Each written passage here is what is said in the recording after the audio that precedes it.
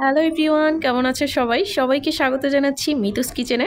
আর আমার আজকের রেসিপি ইলিশ পোলাও, একদম সহজ পদ্ধতিতে সকল টিপস সহ আজকে এই রেসিপিটা তোমাদের সঙ্গে শেয়ার করছি।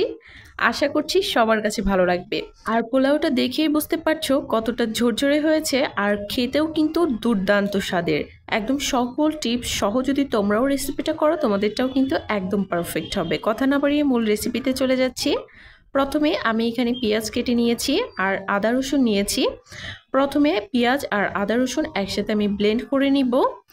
এখান থেকে সবগুলো পেঁয়াজ কিন্তু আমি দেইনি, মোটামুটি 2টার মতো পেঁয়াজ আমি দিয়েছি। আর এখানে কিন্তু একটা বোলের মধ্যে 1 প্যাকেট গুঁড়া দুধ নিয়ে নিলাম। ইনস্ট্যান্ট তোমাদেরকে টক দইটা বানিয়ে দেখাচ্ছি। টক দইটা যদি হাতের কাছে নাও থাকে, তোমরা কিন্তু গুঁড়া দুধ দিয়ে খুব সহজেই এভাবে দইটা বানিয়ে নিতে পারো। আমি এখানে 10 টাকা প্যাকেটের 1 প্যাকেট গুঁড়া দুধ দিয়েছি। তোমাদের ইলিশের পরিমাণ যদি বেশি থাকে তাহলে গুঁড়া দুধের পরিমাণটা এখানে আরেকটু বাড়িয়ে দিতে পারো। এখানে আমি 2 টেবিল চামচের মতো জল দিয়েছি আর 1 চা চামচ দিয়ে দিলাম ভিনেগার। সবকিছু দিয়ে একসাথে খুব ভালোভাবে নেড়েচেড়ে মিশিয়ে নিলেই কিন্তু হয়ে যাবে। আমার হাতের কাছে যখন টক দই না থাকে, আমি কিন্তু দইটাকে এভাবে বানিয়ে ফেলি খুব তাড়াতাড়ি। আর দইটা দেখেই বুঝতে পারছো একেবারেও কিন্তু খারাপ হয়নি, ভালোই হয়েছে। তো তোমাদের হাতের কাছে যদি টক দই থাকে তাহলে দিয়ে দিবে, আর যদি না থাকে তাহলে এই টিপসটা ফলো করতে পারো। আর এখানে আমি কিন্তু পেঁয়াজ, রসুন, আদা সবকিছু একসাথে ব্লেন্ড করে নিয়েছি। সবটাই দিয়ে দিলাম এখানে। তারপর এখানে আমি দিয়ে দিচ্ছি 1 চা চামচ পরিমাণে লঙ্কার গুঁড়ো, হাফ চা চামচ পরিমাণে দিয়ে দিচ্ছি ধনিয়া গুঁড়ো, আর হাফ চা চামচ পরিমাণে দিয়ে দিব এখানে জিরার গুঁড়ো। এখানে আমি হলুদের গুঁড়োটা দিব না, হলুদের গুঁড়োটা স্কিপ করতে হবে। সবকিছু দেওয়া হয়ে গেলে এখানে আমি দিয়ে দিচ্ছি তেল। আরও একটা জিনিস কিন্তু বাকি আছে, এখানে স্বাদ মতো লবণ দিয়ে দিতে হবে। আর তেলের পরিমাণটা কিন্তু খুবই সামান্য, 1 টেবিল চামচের মতো। এখন সব কিছুকে একসাথে খুব ভালোভাবে মিশিয়ে নিতে হবে। আর মাছগুলোকে কিন্তু আমি আগে থেকেই কেটে ধুয়ে জল ঝরিয়ে রেখেছি। আর মাছে কিন্তু ডিমও আছে। আর ডিমওয়ালা ইলিশগুলো কিন্তু খেতে আমার ভীষণ ভালো লাগে, মানে ডিমগুলো খেতে ভীষণই মজার। এখানে আমি ম্যারিনেট করা মশলার মধ্যে কিন্তু মাছগুলো দিয়ে খুব ভালোভাবে ম্যারিনেশনটা করে নিচ্ছি। আর এটাকে কিন্তু রেস্টে রেখে দিব 30 মিনিটের মতো। আর এইদিকে আমি বেরেস্তাটা বানিয়ে নিচ্ছি। বেরেস্তা বানাতে কিন্তু একটু বেশি সময় লাগে। চুলার আঁচটা মিডিয়ামে রেখে তারপর পেঁয়াজগুলো দিয়ে দিচ্ছি। আর বেরেস্তা বানানোর পেঁয়াজগুলো কিন্তু আমি একদম পাতলা করে কেটেছি। অবশ্যই পাতলা করে কাটতে হবে, তাহলে কিন্তু ভাজতে খুব বেশিক্ষণ সময় লাগবে না। 6 থেকে 8 মিনিটের মধ্যেই বেরেস্তাগুলো ভাজা হয়ে যাবে। বেরেস্তাগুলোকে আমি খুব সুন্দরভাবে ভেজে নিয়েছি, এখন তুলে নিচ্ছি। আর বেরেস্তা ভাজার সময় তেলের পরিমাণটা কিন্তু একটু বেশি দিতে হয়। তেলের পরিমাণটা আমি এখানে একটু বেশিই দিয়েছিলাম। তোমরা যদি চাও এই পর্যায়ে কিন্তু কিছুটা পরিমাণ তেল কমিয়েও নিতে পারো। আমি এখানে মাছগুলো দিয়ে দিচ্ছি। সম্পূর্ণ মশলা প্রথমেই আমি দিব না, প্রথমে মাছের টুকরোগুলোকে এভাবে একটু ভেজে নিব। 1 থেকে 2 মিনিটের মতো মাছগুলোকে ভেজে নিতে হবে উল্টে পাল্টে। আমি একটা সাইড 1 মিনিট ভেজে নিয়েছি মিডিয়াম হিটে, তারপর কিন্তু উল্টে দিচ্ছি। মোট 2 মিনিটের মতো মাছগুলোকে আমি ভেজে নিচ্ছি। আর চুলার আঁচটা কিন্তু এ পর্যায়ে মিডিয়ামে আছে। মাছগুলো আমার ভাজা হয়ে গেছে। এই পর্যায়ে যে মশলাটা ছিল মাছের, সেটাই আমি এখানে দিয়ে দিচ্ছি। খুব ভালোভাবে নেড়ে চেড়ে ঢাকনা দিয়ে ঢেকে এটাকে জাল করব মোটামুটি 7 থেকে 8 মিনিটের মতো। মানে একটু সময় নিয়ে মাছটাকে এখন জাল করব। আমি একদম লো হিটে রেখে জাল করেছি, তবে তোমরা যদি মিডিয়াম হিটে রেখে জাল করো তাহলে 5 থেকে 6 মিনিটের মতো জাল করলেই হবে।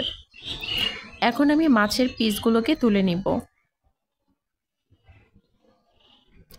একটু আলতো হাতে তুলতে হবে, মাছগুলো কিন্তু এই পর্যায়ে অনেক বেশি সফট হয়ে গেছে। যদি তাড়াহুড়া করে তুলতে যাও তাহলে কিন্তু মাছগুলো ভেঙে যেতে পারে। একটু সাবধানের সাথে আলতো হাতে মাছগুলোকে তুলে নিতে হবে। আর এই মশলাটা কিন্তু আমি আর তুলে নিব না, এই মশলার মধ্যে আমি চালটা দিয়ে দিব। আমি এখানে হাফ কেজি পোলাওয়ের চাল আগে থেকেই ধুয়ে রেখে দিয়েছিলাম, সেটাই এখানে দিয়ে দিচ্ছি। এখন এই মশলাটার সাথে খুব ভালোভাবে নেড়েচেড়ে মিশিয়ে এটাকে ভেজে নিতে হবে।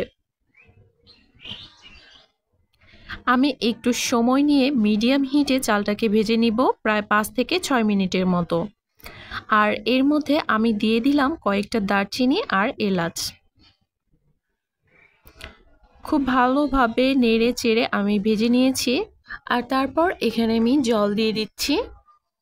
তোমরা যে পরিমাণে চাল নিবে তার দ্বিগুণ পরিমাণে এখানে জলটা দিয়ে দিবে।